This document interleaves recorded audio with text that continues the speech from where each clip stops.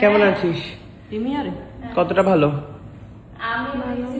সবাই জিজ্ঞেস করছে কেমন আছিস, সত্যি কথা বল, কতটা ভালো আছিস বল। কবে থেকে স্টেজে ফিরবি? লোকজনের প্রশ্ন।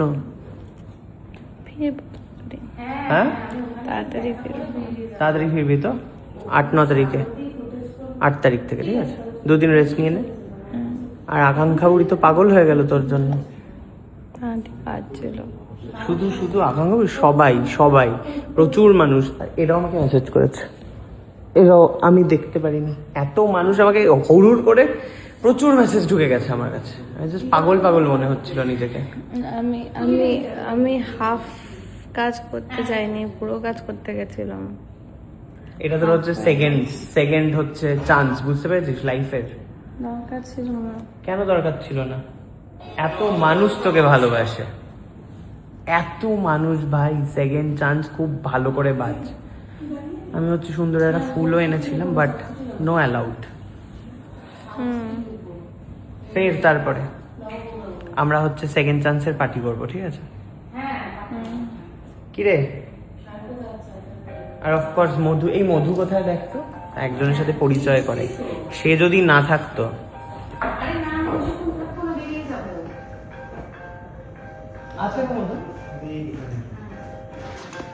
তো দাও, এই যে এই মহিলা যদি না থাকতো, মহিলা যদি না থাকতো কি হতো? কি হতো? বাড়িতে বড় ছবিটা এতটা না, এইসব ফালতু কথা বলিস না। থ্যাংক ইউ বল, একদম থ্যাংক ইউ দাও ওকে, হাত ধরে। নতুন জীবন তোমার, হাত ধরে বের করো হাতটা। না, হাতটা বের করতে হবে, হাতে ব্যথা, হাত ধরো। থ্যাংক ইউ সো মাচ মধু। আমি সবার ফার্স্টে যখন খাওয়া হয়ে গেছে, আমি দেখছি আমি তাকাতে পারছি না, তখন ভাবলাম একবার প্রবাহকে মেসেজ করি। তারপর ভাবলাম, মানে বুঝলাম রিপ্লাই আসবে না। তারপরে সায়ককে লিখলাম যে ভাই আমি এতগুলো ওষুধ খেয়েছি, আমি কি বাঁচবো? সায়ক দেখছি আর কি মারছিস? আমি বললাম না সত্যি। বললো পাপাই আছে? আর আছে। না না, মাঝখানে একটা মিস করেছি, ফটো পাঠা, সত্যি যে খেয়েছিস তুই। ও হ্যাঁ, ফটো পাঠাতে বলেছে, আমি আবার ওই খালি ফটোগুলো পাঠালাম। মা কই, যেন ঘুমাচ্ছে, বললো পাপাই গিয়ে দে, গাড়ি চালাচ্ছে, বললো রাখ আমি পাপাইকে করছি, বলে পাপাই দাকে ফোন করেছি, পাপাই দা শিগগিরই ওকে হসপিটালে নিয়ে যেতে হবে। ও আচ্ছা তাই, আচ্ছা ঠিক আছে, বুঝে গেছি, এটা দিয়ে হবে না। তারপরে কলটাই মধুর কাছে যায়, মধুকে ফোন করে মধুকে কল করার পরে মধুই বোধহয় সাথে সাথে কি বললো আমাকে, কি বললে তুমি যে মুড়ি কি জানো, মৌরি খাচ্ছিল, ঢপ মেরেছে, দেখেছো? পুরোপুরি ঢপ। হ্যাঁ, আমাকে বকাও দিল একটু, যাই হোক না কেন, বকাঝকা করেই মাঝে মাঝে।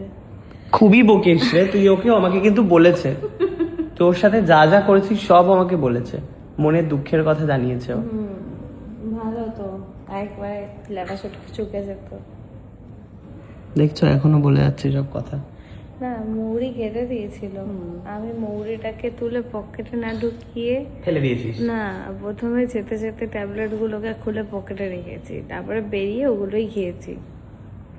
আমি যখন লাস্ট মোমেন্ট দেখলাম যে আমি আর তাকাতে পারছি না, আমি তাও যখন প্যাকেটগুলো ছিঁড়ছি, খেতে বসেছি, আমি তখন অবধি ভাবছি ভগবান সব ঠিক করে দাও, এই 1.5 বছর ধরে প্রবলেম, আর ভালো লাগছে না, ঠিক করে দাও। লাস্ট মোমেন্ট অবধি ভেবেছি এই বুঝি সব ঠিক হয়ে গেল, আর কোনো সমস্যা হবে না, মানে সমস্যা সব জায়গাতেই হয়, বাট আমি বললাম আর কোনো সমস্যা এরকম হবে না যে যেখানে টানাপোড়েন লেগে যাবে, যে হ্যাঁ নয় মা, নয় সংসার, নয় স্বামী। আমি